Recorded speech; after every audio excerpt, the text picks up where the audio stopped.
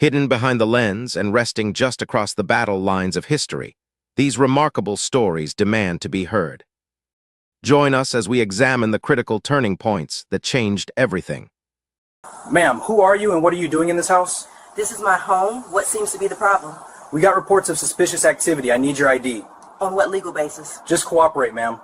The morning coffee was still steaming when Judge Patricia Williams heard the commotion outside her front door. She had been preparing for another day on the federal bench, reviewing case files for the afternoon sentencing hearing. The sound of heavy footsteps on her porch made her pause.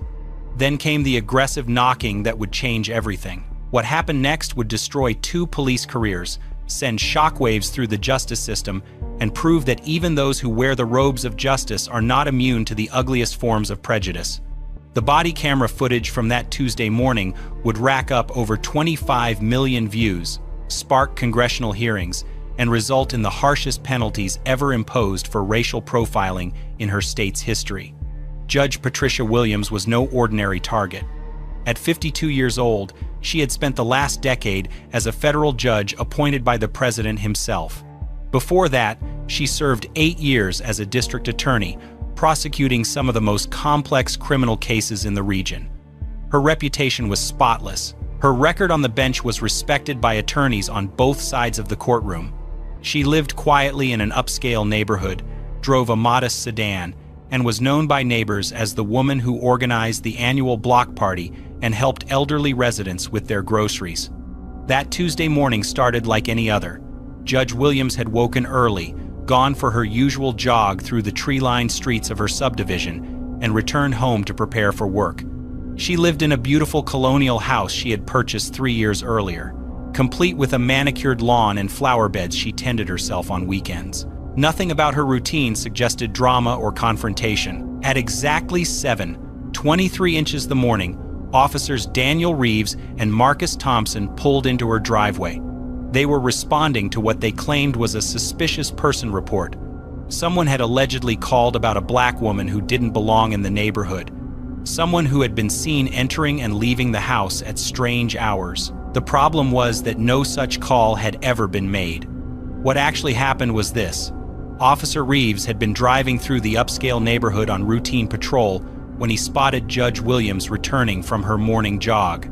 Something about seeing a successful black woman in athletic wear, clearly comfortable in this affluent area, triggered something in his mind. He radioed his partner Thompson with a fabricated story about a suspicious person report and requested backup. This decision would prove to be the most expensive mistake of both their careers. Judge Williams answered her front door, still wearing her silk robe, coffee mug in hand. She expected to see a neighbor or perhaps a delivery person.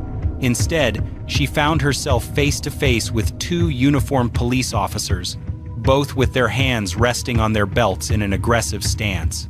Officer Reeves immediately demanded to know who she was and what she was doing in the house. Judge Williams, confused but maintaining her composure, asked if there was some kind of problem. Reeves ignored her question and repeated his demand for identification.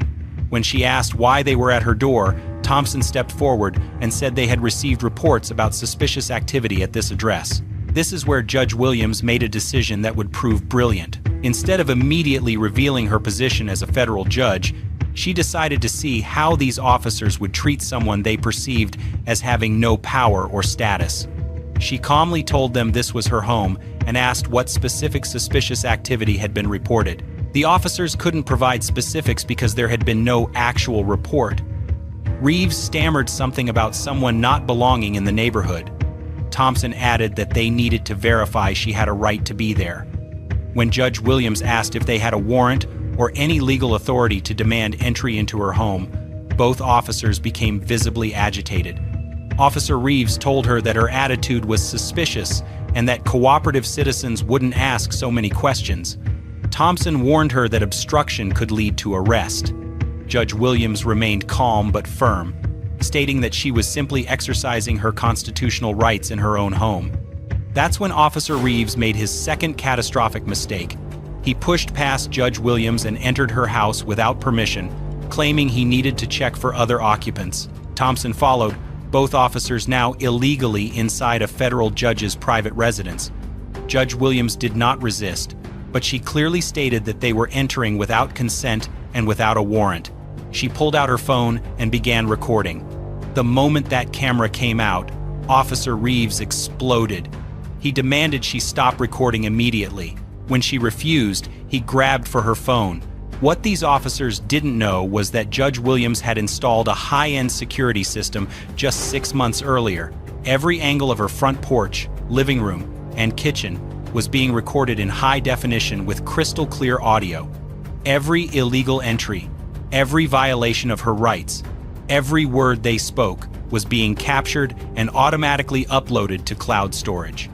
The footage would later show Officer Reeves snatching the phone from Judge Williams' hands and throwing it across the room. It would show Thompson searching through her personal belongings without any legal justification. It would capture them demanding she prove she lived there while they stood illegally in her own living room. But the most damaging footage was yet to come. When Judge Williams asked for their badge numbers and the name of their supervisor, Officer Reeves lost complete control. The racial slurs that poured out of his mouth next would end his career and land him in federal prison. Thompson, rather than stopping his partner, joined in with his own disgusting commentary about people who didn't know their place. They told her that fancy houses and expensive neighborhoods weren't for people like her. They said she was probably dealing drugs or prostituting herself to afford the mortgage. They used language so vile and hateful that when the footage was eventually played in court, several jurors visibly recoiled.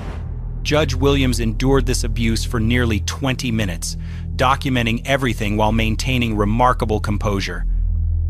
She never once raised her voice or responded with anger. She simply repeated her requests for their badge numbers and supervisor contact information. When the officers finally finished their illegal search and found nothing because there was nothing to find, they prepared to leave. But Officer Reeves wasn't done.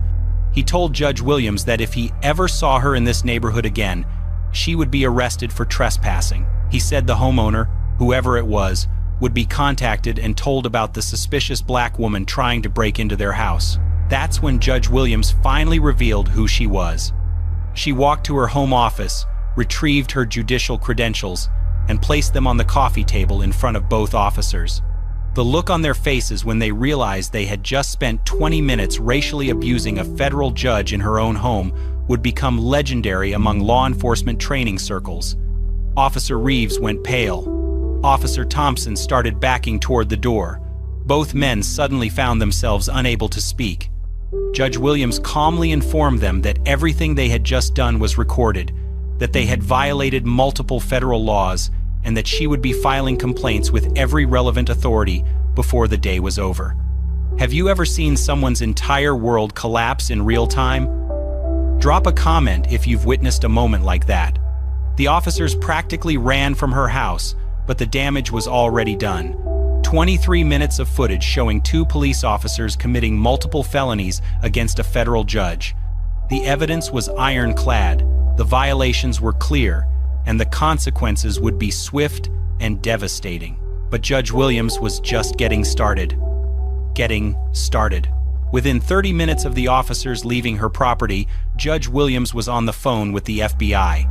As a federal judge, she had direct access to the Bureau's Civil Rights Division, and they took her call immediately. She provided a preliminary account of what had occurred and informed them that she had comprehensive video evidence of multiple federal crimes. The FBI agent who took her call was Special Agent Maria Santos, a 20-year veteran who specialized in police misconduct cases. Santos had prosecuted dozens of civil rights violations, but she had never heard of anything quite like this. 2 local police officers had just committed federal crimes against a sitting federal judge in her own home, and it was all captured on video. Agent Santos arrived at Judge Williams' house within 2 hours, accompanied by a technical specialist and a civil rights prosecutor. They spent 4 hours reviewing the security footage, taking detailed statements, and documenting every aspect of the incident. The prosecutor, David Chen, kept shaking his head as he watched the video. In his 15 years of prosecuting police misconduct, he had rarely seen evidence this clear or violations this egregious. Meanwhile, Officers Reeves and Thompson returned to their precinct in a state of panic. They knew they had made a catastrophic mistake, but they weren't sure how catastrophic until they started researching exactly who Judge Patricia Williams was. What they discovered made their situation infinitely worse. Judge Williams wasn't just any federal judge. She was the chief judge for the federal district court, meaning she oversaw all federal criminal cases in the region. She had presided over hundreds of police misconduct cases during her tenure. She had sentenced corrupt officers, approved search warrants, and ruled on constitutional violations. Her knowledge of federal law was encyclopedic, and her reputation for fairness was matched only by her reputation for being absolutely ruthless when it came to constitutional violations. Officer Reeves called in sick for the rest of the week. Officer Thompson requested emergency vacation time. Both men hired lawyers with money they didn't have, desperately hoping they could somehow contain the damage. They couldn't. By Thursday morning, the story had broken nationally. A federal judge had been racially profiled and illegally searched in her own home by local police officers. The video footage, which Judge Williams had authorized for release, was being played on every major news network. Legal experts were calling it one of the most clear-cut cases of police misconduct ever recorded. The police chief, Robert Martinez, held an emergency press conference that same afternoon. He announced that both officers had been suspended without pay pending a full investigation. He called their actions inexcusable and promised that the department would cooperate fully with federal authorities. But his words rang hollow to a public that had heard similar promises countless times before. What made this case different wasn't just the clear evidence or the high-profile victim. It was what happened next that would send shockwaves through law enforcement nationwide. The Federal Bureau of Investigation didn't just investigate the incident. They launched a comprehensive review of the entire police department's practices. They subpoenaed records going back 5 years. They interviewed dozens of officers and civilians. They analyzed arrest patterns, complaint files, and internal communications. What they found was a pattern of racial profiling that went far beyond 2 rogue officers. The data revealed that black residents in affluent neighborhoods were stopped and questioned at rates 17 times higher than white residents. Internal emails showed supervisors making jokes about certain types of people not belonging in nice areas. Training materials contained coded language that essentially taught officers to view successful black citizens as inherently suspicious. Officer Reeves, it turned out, had a history. Over the previous 3 years, he had received 12 complaints for racial profiling. All had been dismissed or resulted in minor discipline, like verbal warnings. One complaint came from a black neurosurgeon who had been stopped while jogging in his own neighborhood. Another came from a black family who had been questioned while loading groceries into their car outside their own home. Officer Thompson's record was similarly troubling. 9 complaints in 4 years, all following the same pattern. Both officers had been protected by a system that prioritized loyalty over accountability. And now that system was about to collapse. The federal grand jury was convened within 3 weeks, the fastest turnaround in the district's history. 18 citizens heard testimony from Judge Williams, reviewed the security footage, and listened to expert witnesses explain exactly which federal laws had been violated. The deliberation lasted less than 4 hours. The indictments were devastating. Officer Reeves faced 7 federal charges, including civil rights violations under color of law, illegal search and seizure, criminal trespass, assault, and conspiracy to deprive civil rights. Each charge carried potential prison time, with the civil rights violations alone punishable by up to 10 years in federal prison. Officer Thompson faced 6 similar charges.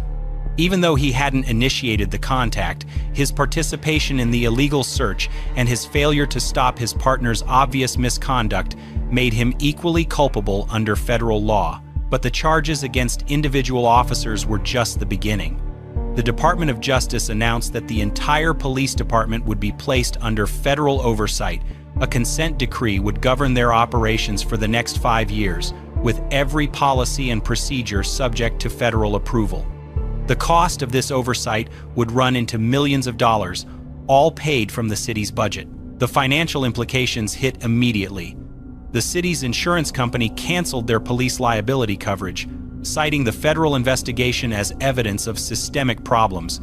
Without insurance, the city faced potential bankruptcy if they lost civil lawsuits.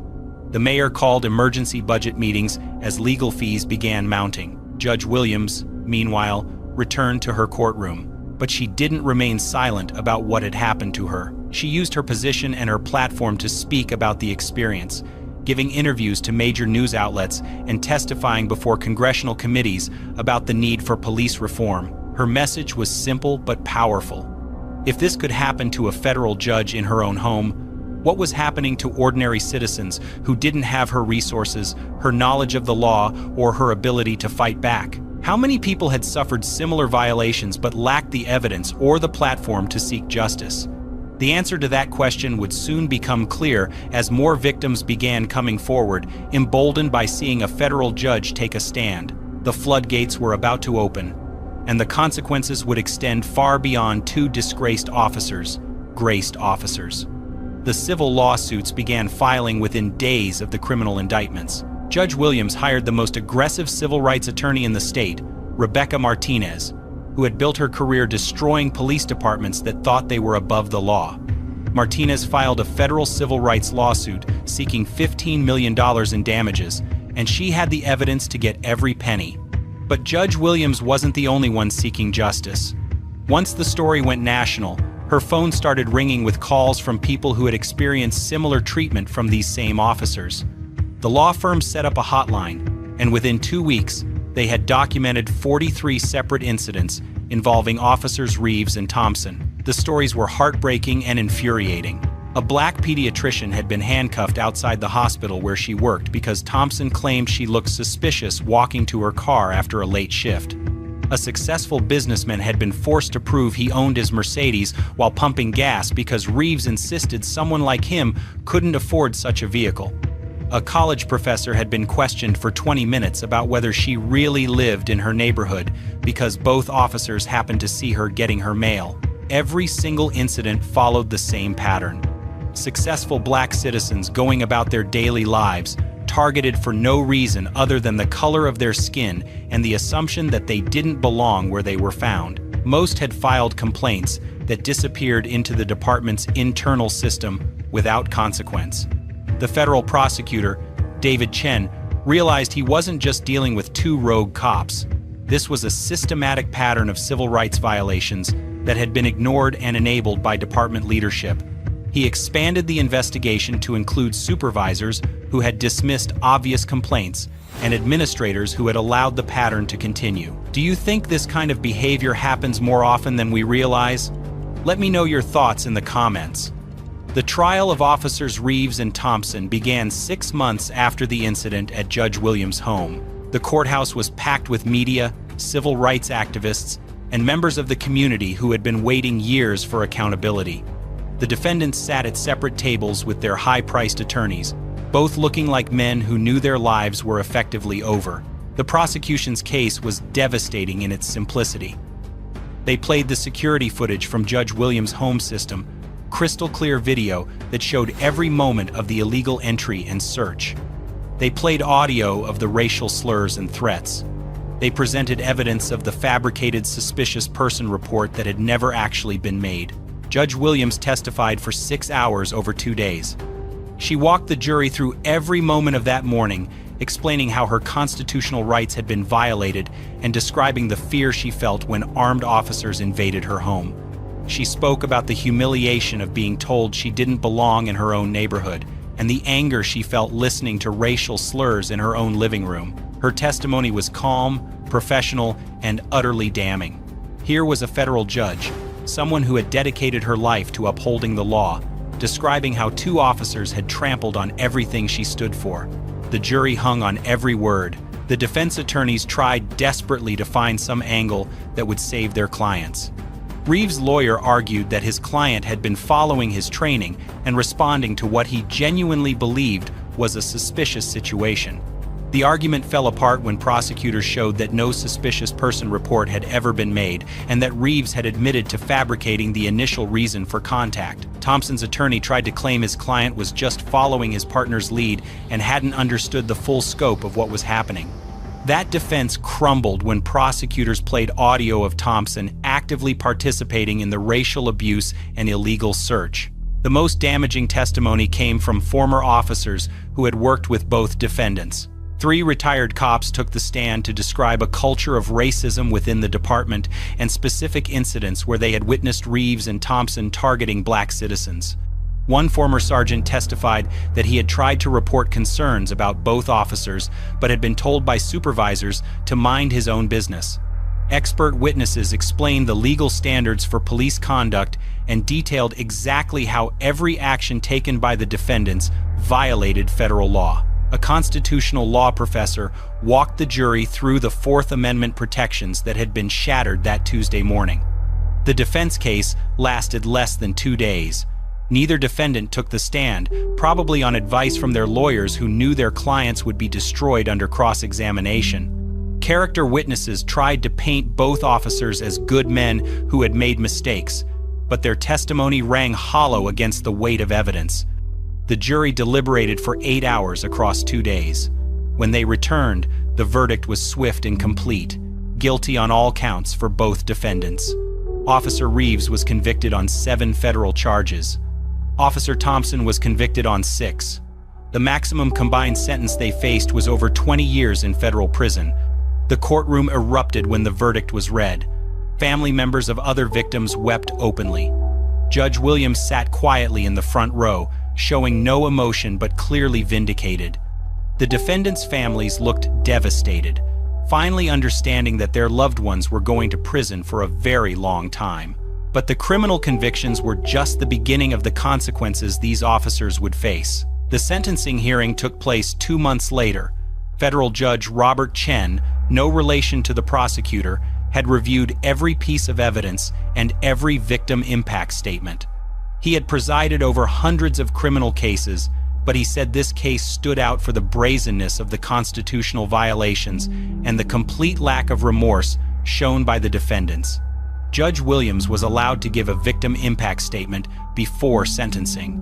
She stood at the podium and spoke directly to both defendants, who couldn't meet her eyes.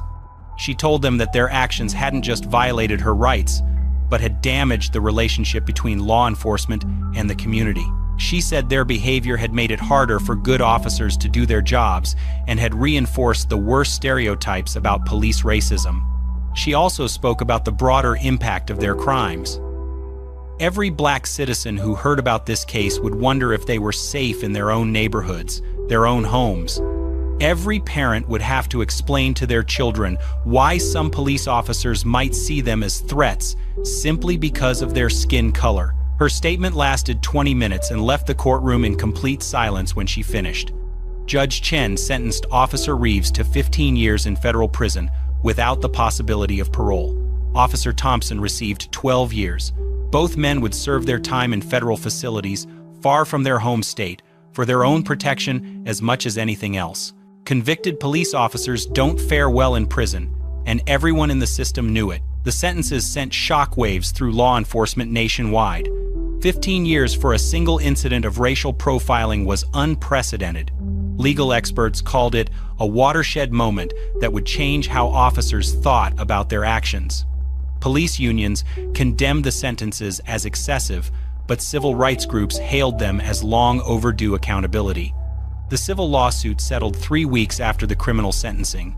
The city agreed to pay Judge Williams $12 million, the largest individual settlement for police misconduct in the state's history. The insurance company that had canceled the city's coverage was forced to pay the settlement under their previous policy, then immediately filed their own lawsuit against the city for failing to address known problems. But money was just one part of the comprehensive settlement Judge Williams negotiated. The agreement required the police department to implement sweeping reforms under federal oversight. Every officer would undergo extensive bias training. Complaint procedures would be completely overhauled with civilian oversight. Body cameras would be mandatory for all interactions with the public. Most importantly, The settlement created a civilian review board with real power to investigate misconduct and discipline officers. Judge Williams insisted on serving as the first chair of this board, using her position to ensure meaningful change. The other victims who had been targeted by Reeves and Thompson filed their own lawsuits. Over the next year, the city paid out an additional $38 million in settlements. The financial strain forced massive budget cuts and led to the resignation of the mayor, police chief, and 3 city council members who had ignored years of warning signs. Officer Reeves began serving his sentence at a federal facility in another state. Within his first month, he was attacked by inmates who recognized him from news coverage. He spent the remainder of his sentence in protective custody, essentially solitary confinement for 15 years. His wife divorced him after 6 months and moved across the country with their children. Officer Thompson's experience was similar. 12 years of isolation, family destruction, and the knowledge that his racism had cost him everything. Both men would emerge from prison as convicted felons, unemployable and notorious. The police department they left behind was transformed beyond recognition. Federal oversight meant every policy, every procedure, every hire had to be approved by Justice Department monitors. The culture of protecting bad officers was replaced by strict accountability measures. Complaint investigations were conducted by independent civilian investigators rather than fellow officers. Training programs were completely redesigned with input from civil rights organizations and community groups. Officers learned not just about constitutional law, but about implicit bias, de-escalation techniques, and community policing strategies. The goal was to fundamentally change how officers viewed their role in the community. The changes weren't universally popular within the department. Veteran officers complained about increased scrutiny and paperwork. Some retired early rather than adapt to the new standards. But recruitment improved dramatically as the department's reputation began to recover and more diverse candidates applied to join a reformed force. Judge Williams continued serving on the federal bench, but her experience had changed her perspective on the cases that came before her courtroom. She became known for asking tough questions during police misconduct cases and for ensuring that constitutional violations carried real consequences. 3 years after the incident at her home, she was invited to speak at the FBI Academy about police accountability. Her message to new agents was simple but powerful. The law applies to everyone equally, and those who swear to uphold it must be held to the highest standards when they violate it. The case became a landmark in civil rights law, studied in law schools and police academies as an example of what happens when racism meets accountability. The security footage from Judge Williams' home was used in training programs nationwide to show officers exactly what constitutional violations look like and what consequences they carry. But perhaps the most important impact was on the community itself. Residents who had suffered in silence for years now knew their complaints would be taken seriously. The Civilian Review Board, Judge Williams, helped create investigated every allegation thoroughly and published detailed reports of their findings. The message was clear. Racial profiling would not be tolerated, regardless of who was targeted or who was doing the targeting. Justice had finally come to a community that had been waiting far too long for accountability. Too long for accountability. 2 officers thought they could intimidate someone they saw as powerless, someone who wouldn't fight back or couldn't hold them accountable. They were catastrophically wrong. Judge Patricia Williams proved that actions have consequences, that evidence matters, and that even federal judges aren't immune to the prejudice that plagues our justice system. Her courage to fight back didn't just destroy 2 careers and send 2 men to prison for 15 years. It transformed an entire police department and sent a message that echoed nationwide. Sometimes justice is slow, sometimes it's uncertain, but when brave people stand up and fight for what's right, it can be absolutely devastating to those who thought they were untouchable. This case was intense, but this case on the right-hand side is even more insane.